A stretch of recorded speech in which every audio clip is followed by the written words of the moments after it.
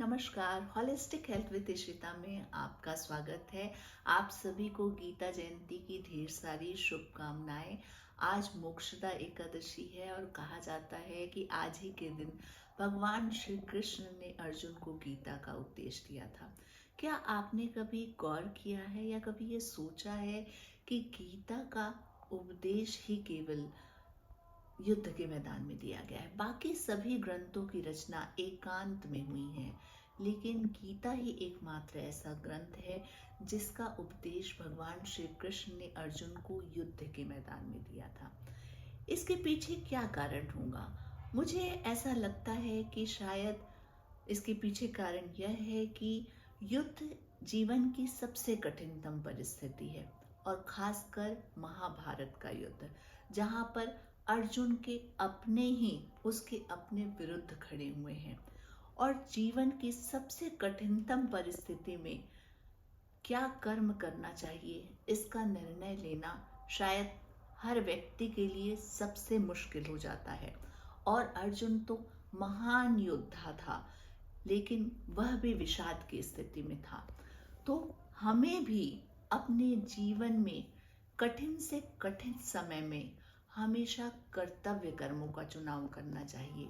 यही गीता का मुख्य उपदेश है। आप सोचें, यदि हम सभी अपने कर्तव्य कर्मों का निर्वहन करते हैं, जैसे कि एक सफाई कर्मचारी अपने कर्तव्य कर्मों का निर्वहन करे, स्टूडेंट अपने, टीचर अपने, आईपीएस अधिकारी अपने कर्तव्य कर्मों का, और आईएएस व नेतागण अपने अपने कर्तव्य कर्मों का निर्वहन करें, तो पूरे समाज की और देश की व्यवस्था कितनी अच्छी हो जाएगी। तो हमें गीता का उपदेश मानते हुए अपने कर्तव्य कर्मों को, संसार की व्यवस्था को अच्छा बनाए रखने के लिए करना चाहिए। पूरे ब्रह्मांड की भी एक ऋत व्यवस्था होती है, वह भी एक सिस्टम से काम करता है। सूरज सुबह दिखाई देता है, चांद शाम के समय दिखाई देता है, शीत ऋतु के बाद ग्रीष्म ऋतु आती है, ग्रीष्म ऋतु के बाद वर्षा, वर्षा ऋतु के बाद वापस शीत ऋतु आती है। एक सिस्टम है। उसी सिस्टम में जब सब कुछ चलता है तो व्यवस्था अच्छी बनी रहती है। ब्रह्मांड या प्रकृति कभी भी भेदभाव नहीं करती।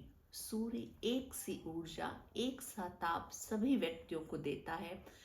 फूल सभी व्यक्तियों को एक सी खुशबू देता है, वह भेदभाव नहीं करता। इसी तरीके से हमें भी भगवद गीता का संदेश मानते हुए बिना किसी भेदभाव के सम स्थिति में रहते हुए कर्तव्य कर्मों का निर्वहन करना चाहिए। तो आइए आज गीता जयंती में हम सभी ईश्वर से यह प्रार्थना करें कि हम सब अपने कर्तव्य कर्मों का निर्वहन उचित तरीके से करके समाज और देश की व्यवस्था ठीक करने में योगदान करें। धन्यवाद।